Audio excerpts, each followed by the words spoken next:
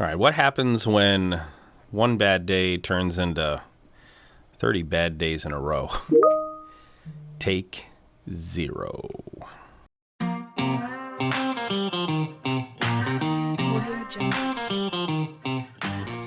right, so I'm answering your questions here, and in there's a video I shot that we posted last week, or actually earlier this week. Our virtues transcend all elements of our lives, and we'll link the video below. But Binyameen asked a really good question in that video that I wanted to answer here. It's actually a series of questions. The recap of the video was I'm talking about how our virtues, which are the pillars of our life, right? In my case, discipline, respect, hard work. Those virtues, those pillars are the foundation upon which your values and beliefs rest, right? And that's the base of everything. And then all of our situations, challenges, adversity, all the good stuff, all the bad stuff, the things that happen to us, they're the things that happen on top of that foundation. And you use your pillars and the values and beliefs to make the choices when faced with adversity or challenges to get you to the best outcomes, right? And again, we focus on making the best choices in the worst moments of our lives when we're facing dilemmas, right? That's really the delta. That's the difference between those who figure it out and those who don't, those who succeed, those who don't, those who find contentment, those who don't. It's really in that area, okay? So that's why we focus there. We don't focus on making choices when the choice is easy. No one needs help with that. People need help making the right choice at the hardest time in their life, right? And that's what this is all about here. The recap, though, is that discipline, the pillars, the foundation of your life, your virtues, they transcend all parts of your life, not just personal, not just work, but both. Okay. So Binyameen asks this question, a series of questions, and he says, the question I have is, days come when you do not want to work at all.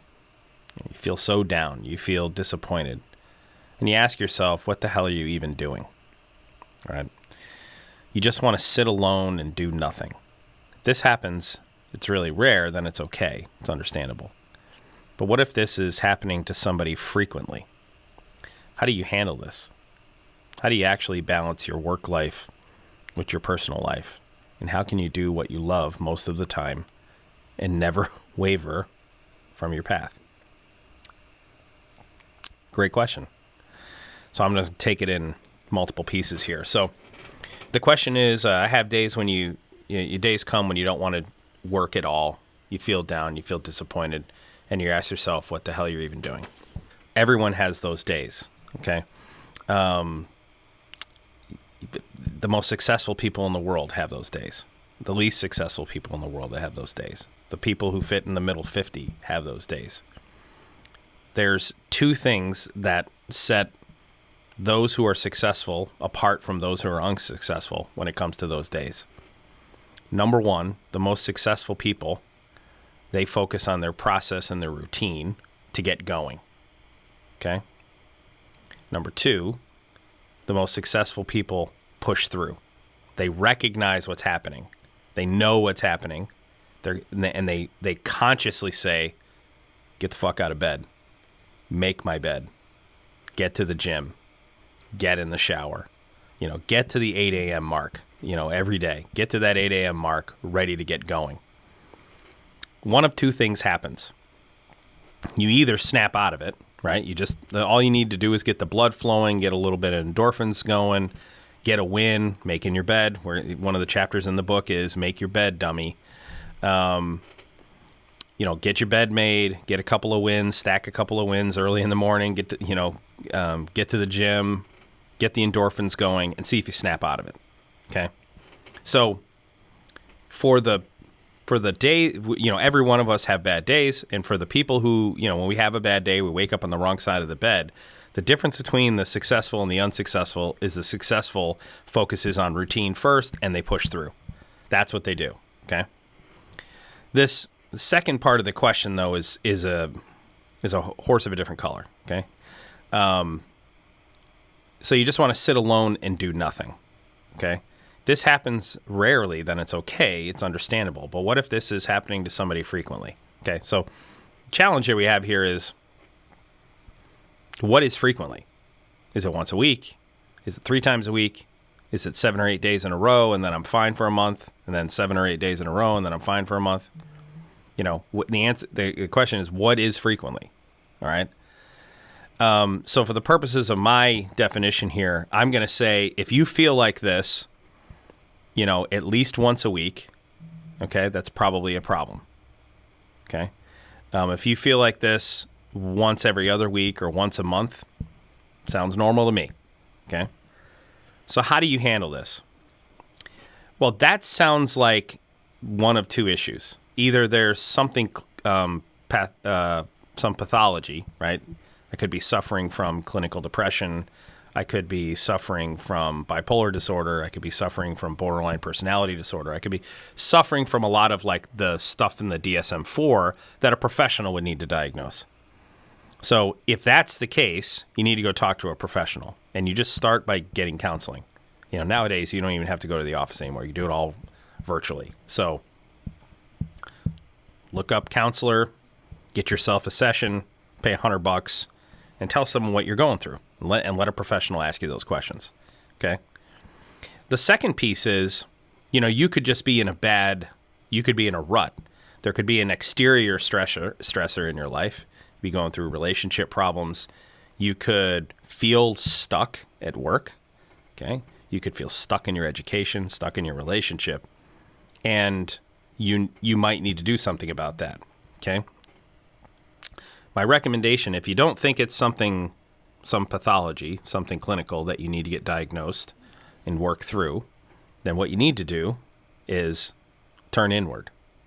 Why do I feel this way? Okay. Why is it that every day when I wake up, I feel like crap and I don't want to get out of bed? What is it that I'm going to that makes me feel crappy about myself? Okay.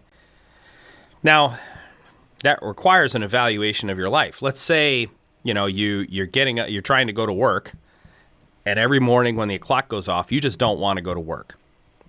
And the question is that because you don't like the stuff you do? You don't like the people you work with?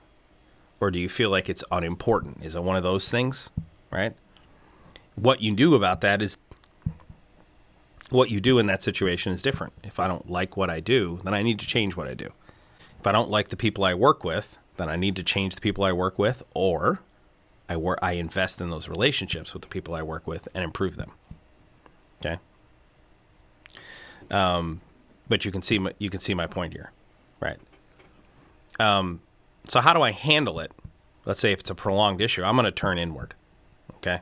I'm going to turn inward, and the first thing I'm going to ask is, what am I doing to put myself in the situations later on in the morning that make me not look forward to getting out of bed each day? That's actually how I react to everything. Every crisis in my life, the first thing I do, I don't focus on other people. I focus on me. I turn inward. What can I be doing differently? Am I the cause of this problem? Am I creating? And if I am, what can I do to mitigate it? What can I do to change it? Right? I'll give you an example. I had a girlfriend cheat on me a really long time ago, right? And there were 2 things. There were 2 ways I could go with it, right? I could just say, she's a disloyal human being and not the kind of person I want in my life, and cut her out, right? And never think about it ever again.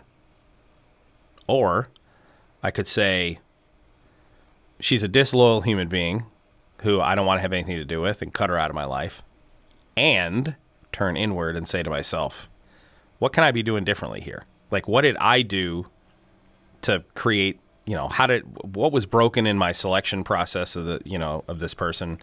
What was broken about the way I maintained the relationship? The scenario where this infidelity took place, what did I do to create that scenario? Okay.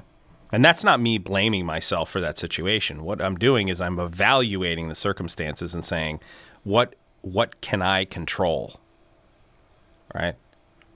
So the way that I would handle that is I would turn inward and ask myself, what do I have control over? Things I have control over are choosing where I work, the level of investment I put into the relationships with my coworkers. Okay. I cannot fix my own clinical depression if I'm clinically depressed. That's why you need a professional, right? If in fact that's the issue, okay? But if the issue is a matter of perspective, and that's really where I would start, or it's a matter of clarity, that you can control. You turn inward and you can control that. What am I doing to create the situations that are making me feel like shit in the morning? Because obviously waking up in the morning isn't what you hate. Getting out of bed isn't the part you hate. It's what getting out of bed means and what you're heading toward. You need to focus on that. What's the reason you don't want to get out of bed? Well, I hate my job. Why do you hate your job? I don't really like what I do. Or I don't really like the guy who sits in the cubicle next to me. Or I used to like what I do, but I've been doing it for so long, I want to try something different. And the question is, do I change jobs? Do I change professions? Do I change companies? Do I just need a change of scenery? But what you don't want to do is do anything based on how you feel. Okay? You don't want to make your decisions based on how you feel. You want to use your feelings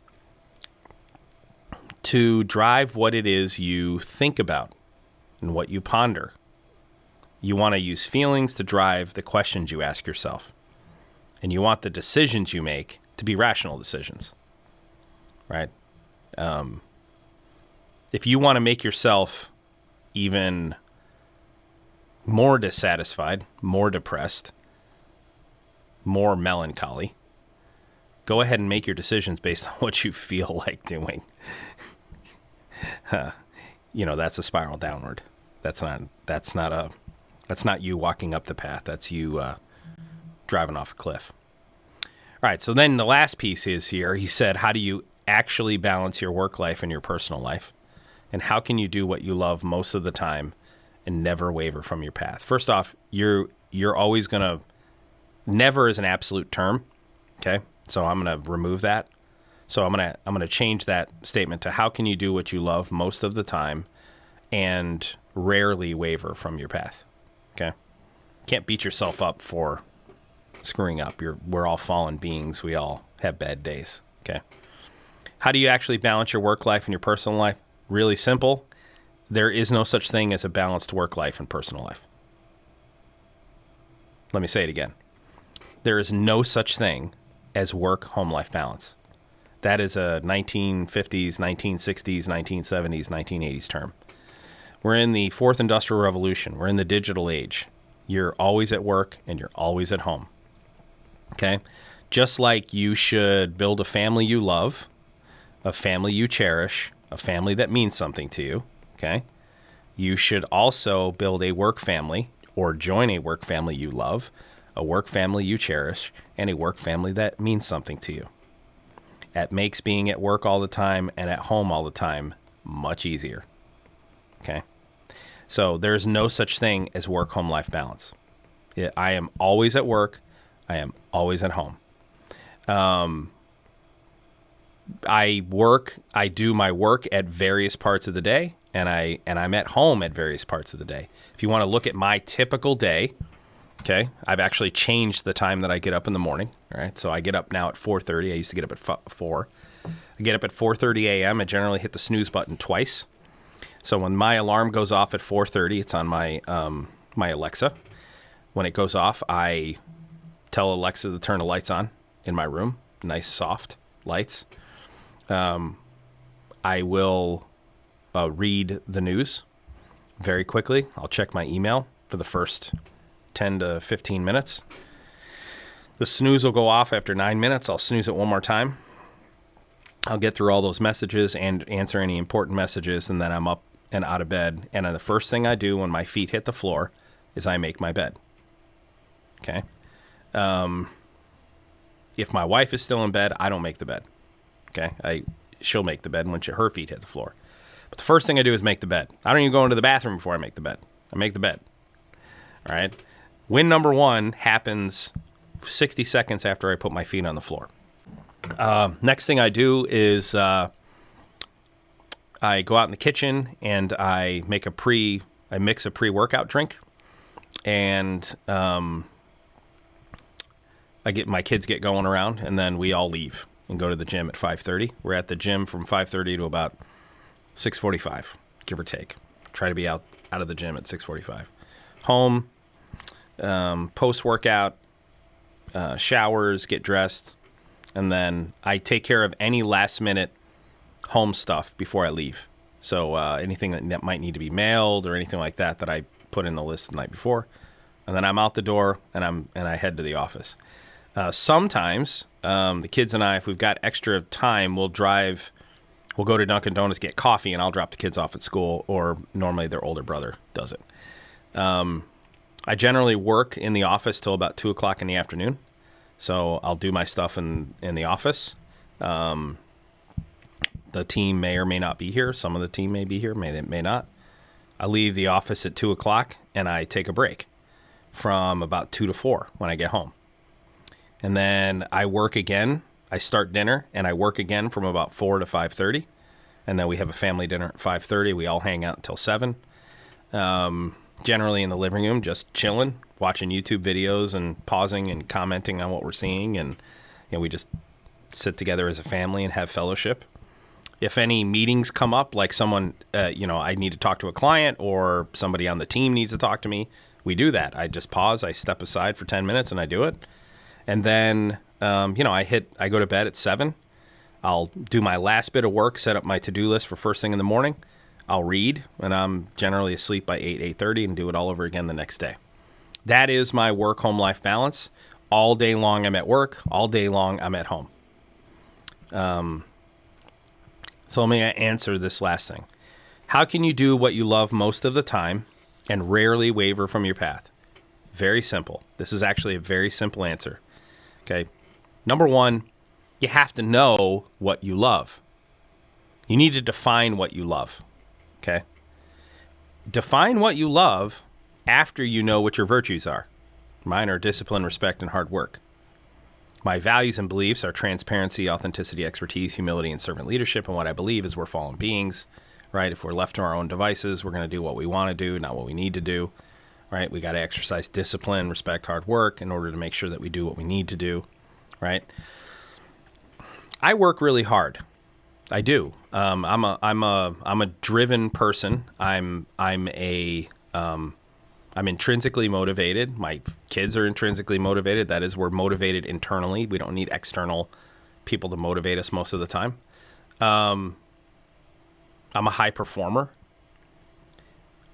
But I taught myself that. I wasn't that. I haven't been that my whole life. I taught myself high performance, by pursuing excellence, by chasing excellence, by defining my mission in life. What is my mission? Right? When it comes to work, it's to help save and create middle-class jobs in the United States. So I can work anywhere. I can do anything. I can create any company as long as the output of that is creating and saving middle-class jobs in the U.S. Not just for my company, but for the people we're working with. As long as I'm doing that, I love what I'm doing because I'm doing something that's contributing to my life's meaning. Right? So you have to know what you love. But what you love should be an extension of what you believe. Okay? And how do you rarely waver from your path? It's really quite simple. When you're doing what you love, what you want and what you need are the same thing. And so you're not choosing between the two anymore. Okay? Remember, if you go back to the video, what do I believe? And I read off, what do I believe? At the chapter from the book, I read that whole section. I believe human beings are fallen beings. Okay? Whether you believe in the story of Adam and Eve or not, it's just it could be just a metaphor. Whether you are religious or secular, it doesn't matter. Human beings are fallen beings. What does that mean? Real simple. Given a choice and left to their own devices, the average human being is going to choose what they want over what they need. Okay, that's a recipe for disaster. If every person only does what they want, then no one gets what they need, right? So what we have to do is create a system to make us focus on doing what we need more than what we want. And sometimes what we want, what we need are the same thing, right? When you're doing what you love for work, you are rarely choosing between what I want to do and what I need to do. What I want to do is go to happy hour, get drunk, go out on the boat or whatever, right? What I need to do is finish this report, send out these 3 emails to this customer, okay? Because that's the promise I made. That's the social contract I entered into. But if the reason your client needs those reports and those emails is because that's going to help them create jobs for Americans, and you know that, and that's your mission, then you don't want to go to happy hour and go on the boat, because your goal is to help save and create middle-class jobs in the United States. That's your mission. You're going to be funneled right towards what you need to do. Okay? So that's how you can do what you love most of the time and rarely waver from your path. When you look at my core values of humility, the core value of humility, where my dad said, you need to know 2 things in life to be successful. Number 1, what you're good at, and more importantly, what you're not good at. And he says, become an expert at the things you're good at, and surround yourself with people who are good at the things you are not. Right? What are you good at, Binyameen? What are you good at, and how are you becoming an expert in that thing? Okay? And number 2, who are the people around you who are good at the things you are not, and what are those things? Okay? And then the last thing is this. What is your mission? Your big mission for life? When you get to the end of your life and you look back on the course of your life, what do you want to say? What do you want to say you accomplished? That thing is your mission. All right? All right, great question. I hope I answered it in a way that is helpful for you. What I would really like is for anybody else watching this video to obviously like and subscribe and share it with somebody it might help. But down below in the comments below, answer that question, right? What are you good at? What are you good at? What are you not good at? Have you surrounded yourself with people who are good at those things? And what is your mission? What's your mission in life? Just bam, bam, bam, real quick. All right. Binyameen, thank you for the question. I think it was thought-provoking for me, actually. I went through it a couple of different times to make sure I got the angle that I wanted to respond with. Thanks for watching, everyone, and I'll see you in the next one.